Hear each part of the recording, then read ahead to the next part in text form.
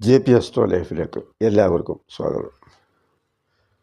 പഞ്ചമഹാപുരുഷ യോഗത്തിൽ ചൊവ്വയെക്കൊണ്ട് ഗംഭീരമായി അവതരിപ്പിച്ചിട്ടുള്ള ഒരു യോഗമാണ് രുചക യോഗം. സാധാരണഗതിയിൽ അത് പ്രതിരോധ സേനയെ സൂചിപ്പിക്കുന്നു എന്നൊക്കെ പറഞ്ഞ് ചൊവ്വയുടെ ഒരുപാട് കാര്യങ്ങൾ ഞാൻ നേരത്തെ സൂചിപ്പിച്ചിട്ടുണ്ട്. അപ്പോൾ അതൊക്കെ അതിൻ്റെ കാരകത്വവും അതുപോലെ തന്നെ ചൊവ്വയുടെ വ്യക്തികളെയും സ്വഭാവത്തെയും അങ്ങനെയൊക്കെ വിവരിക്കുന്ന ഒത്തിരി കാര്യങ്ങളുണ്ട്. അപ്പോൾ അതൊക്കെ നിങ്ങൾ ആ വീഡിയോ കാണുമ്പോൾ നിങ്ങൾക്ക് കൂടുതൽ മനസ്സിലാവും. അതുകൊണ്ട് അത്തരം കാര്യങ്ങളൊന്നും ഒരുപാട് വിശദീകരിക്കുന്നില്ല. എങ്കിലും പട്ടാളം, പോലീസ്, അതുപോലെ യൂണിഫോമിന് സൂചിപ്പിക്കുന്ന ഒരു ഗ്രഹമാണ് ചൊവ്വ എന്നുള്ളതാണ്. ഒരുപാട് കാറ്റഗറിയുണ്ട് അതിൽ പ്രധാനമായിട്ടും പറയുന്നത്. അപ്പോൾ അങ്ങനെ ഉള്ള ഒരു വിഭാഗത്തിൽ വരുന്ന ചൊവ്വ ആയതുകൊണ്ട് തന്നെ ഈ രുചക യോഗം ഉള്ള വ്യക്തികൾ ഇപ്പോൾ പട്ടാളത്തിലോ പോലീസിലോ ചേരാൻ ആഗ്രഹിക്കുന്നുണ്ട് എങ്കിൽ അവർക്ക് ഈ ജാതകത്തിൽ, അവരുടെ ഗ്രഹനിലയിലെയും ജാതകത്തിലും ഒക്കെ ഇതൊക്കെ ഒന്ന് പരിശോധിച്ച് നോക്കാൻ പറ്റും. അപ്പോൾ അത്തരത്തിൽ രുചകയോഗം എന്താണ് എന്ന് ഞാൻ നിങ്ങളുമായിട്ട് ഷെയർ ചെയ്യുകയാണ്.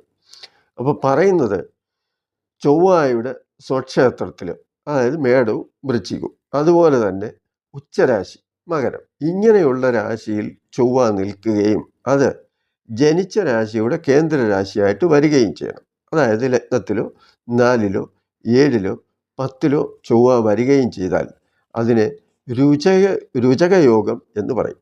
അപ്പം അങ്ങനെ രുചകയോഗം ഉണ്ട് എങ്കിൽ പട്ടാളത്തിലോ പോലീസിലോ ചേരാൻ ആഗ്രഹിക്കുന്നവർക്ക് അത്തരത്തിൽ ഉയർച്ച ഉണ്ടാകും എന്നുള്ളതാണ്.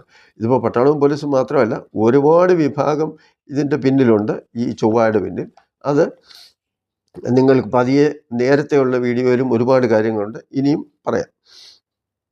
അപ്പം ചൊവ്വയെ സംബന്ധിക്കുന്ന സൂചന വ്യക്തിപരമായിട്ട് പറയുമ്പോൾ നല്ല ആരോഗ്യവും നല്ല ശരീരപുഷ്ടിയും എന്തിനേയും നേരിടാനുള്ള ധൈര്യവും അതുപോലെ നല്ല ഉന്മേഷവും സ്വഭാവഗുണവും ധനലാഭവും ഐശ്വര്യവും എന്നുവേണ്ട ഉയർച്ചയും പദവിയും എല്ലാം ലഭിക്കുന്ന ഒരു യോഗമാണ് ഈ ചൊവ്വയുടെ രുചകയോഗം. പിന്നെ ഉള്ള ചില കാര്യങ്ങളെന്ന് പറഞ്ഞാൽ, ലഗ്നത്തിൽ ഇപ്പോൾ ചൊവ്വ നിൽക്കുകയാണെങ്കിൽ മുൻകോപം, ആവേശം, എടുത്തിച്ചാട്ടം, അതുപോലെ കണ്ണിൽ ഒരു ചുവപ്പ് കലർന്ന നിറം, തുറച്ചു നോട്ടം, ഇങ്ങനെയൊക്കെയുള്ള ഒരുപാട് കാര്യങ്ങൾ ലഗ്നത്തെ സംബന്ധിച്ച് പറയും. എന്ന് പറഞ്ഞാൽ പൊതുവെ പറയുമ്പോൾ നല്ല ആരോഗ്യവും നല്ല ശരീരപുഷ്ടിയും ഒക്കെ ഉണ്ടാകും എന്നുള്ളതാണ്. 4-ലാണെങ്കിൽ നിൽക്കുന്നതെങ്കിൽ വാഹന നിയന്ത്രണം, അതുപോലെ അതിർത്തി സംരക്ഷണം, ഭൂമി സംബന്ധമായ കാര്യങ്ങൾ, അതുപോലെ കെട്ടിട നിർമ്മാണം, അതുപോലെ റൂട്ട് റെഡിയാക്കി കൊടുക്കുക, വഴി റെഡിയാക്കി കൊടുക്കുക, ടെൻറ്റ് നിർമ്മിച്ചു കൊടുക്കുക, സാമഗ്രികളുടെ മേൽനോട്ടം വഹിക്കുക, അതുപോലെ ട്രെയിനിങ്, പരിശീലനം, മറ്റുള്ളവർക്ക് പരിശീലനം കൊടുക്കുക, ഈ ഡിപ്പാർട്ട്മെൻറ്റിലൊക്കെ ക്ലാസ് എടുക്കുന്ന ജോലി ചെയ്യുക, ഇങ്ങനെയൊക്കെ ഉള്ളതെല്ലാം ഈ 4-ാം ഭാവവുമായിട്ടൊക്കെ ബന്ധപ്പെട്ട് വരുന്ന കാര്യങ്ങളാണ്. ഇനി 7-ാം ഭാവത്തിലാണെങ്കിൽ ഓരോ പ്രത്യേക അവസരങ്ങളിൽ ടീമിനെ നയിച്ചു കൊണ്ടുപോകുന്നതിന് റൂട്ട് നിശ്ചയിക്കുക. കാരണം 7-ാം ഭാവം വഴിയും കൂടെയാണ്. അപ്പോൾ യുദ്ധമായാലും പ്രതിരോധമായാലും VIP-യുടെ ചുമതലയായാലും പരിരക്ഷയായാലും മാർഗം ക്ലിയറാക്കി തടസ്സമില്ലാതെ കുറ്റമറ്റ രീതിയിൽ മുന്നോട്ട് കുതിക്കാൻ വേണ്ട പ്രവർത്തനങ്ങളും നിർദ്ദേശങ്ങളും ഒക്കെ ഈ 7-ാം ഭാവത്തിൻ്റെ പരിധിയിൽ വരും. അതുപോലെ ഓരോ അവസരത്തിന് സന്ദർഭത്തിനനുസരിച്ച് വേണ്ട ഉപകരണങ്ങൾ ആവശ്യത്തിന് കണ്ടെത്തുകയും ശേഖരിക്കുകയും ചെയ്യുക, ആവശ്യമനുസരിച്ച് വിതരണം ചെയ്യുക, ഇതെല്ലാം 7-ാം ഭാവത്തിൻ്റെ പ്രത്യേകതയായിട്ട് വരും.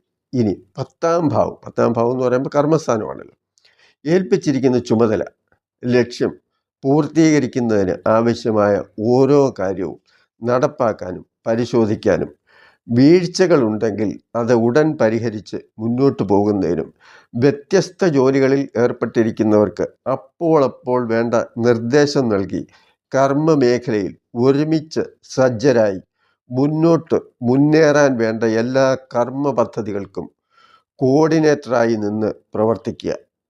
ഓരോരുത്തരെയും ഏൽപ്പിച്ചിരിക്കുന്ന ജോലിയെ സംബന്ധിച്ചുള്ള ഉത്തരവാദിത്വം, പ്രാധാന്യവും അവരെ ബോധ്യപ്പെടുത്തി വിജയത്തിലെത്താനുള്ള മേധാവിത്വമാണ് 10ാം ഭാവം.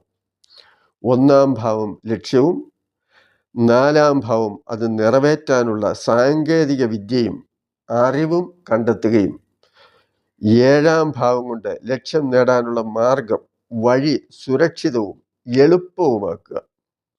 10ാം ഭാവം ലക്ഷ്യം മുന്നിൽ കണ്ട് വിജയിക്കുന്നതിനുള്ള കഠിനമായ പരിശ്രമത്തെ സൂചിപ്പിക്കുന്നു. ഈ പറഞ്ഞതെല്ലാം പ്രതിരോധ സേനയെ സൂചിപ്പിക്കുന്ന കാര്യങ്ങൾ. കാരണം 10ാം ഭാവം, 7ാം ഭാവം, 4ാം ഭാവം, ലഗ്നഭാവം എന്നൊക്കെയുള്ളത് ചൊവ്വ യൂണിഫോമിനെ സൂചിപ്പിക്കുന്നതായതുകൊണ്ട് പട്ടാളം, പോലീസ് ഈ 2 വിഭാഗത്തെ ഉദ്ദേശിച്ചാണ് ഞാൻ ഈ വീഡിയോ തയ്യാറാക്കിയിട്ടുള്ളത്. കാരണം രുചക യോഗം എങ്ങനെയാണ് എന്നുള്ളത്. ഇതല്ലാതെ ഒരുപാട് കാറ്റഗറി വേറെയുണ്ട് ഈ ചൊവ്വയെ സംബന്ധിക്കുന്ന കാര്യത്തിൽ. അത് വളരെ വിശാലമായിട്ട് ഞാൻ പറഞ്ഞിട്ടുണ്ട്. അപ്പോൾ ഇത് പ്രതിരോധ സേന എന്ന നിലയിൽ നമ്മുടെ പട്ടാളവും പോലീസും ഈ രുചക യോഗം വരുമ്പോൾ അവർ അനുഭവിക്കുന്ന കഷ്ടപ്പാടും അവരുടെ പ്രയത്നവും എങ്ങനെയായിരിക്കും എന്നുള്ളതാണ് ഞാൻ നിങ്ങളുമായി പങ്കുവച്ചത്. ഇത് നിങ്ങൾക്ക് ഇഷ്ടപ്പെട്ട് കാണുമെന്ന് വിശ്വസിക്കുന്നു. നന്ദി, നമസ്കാരം.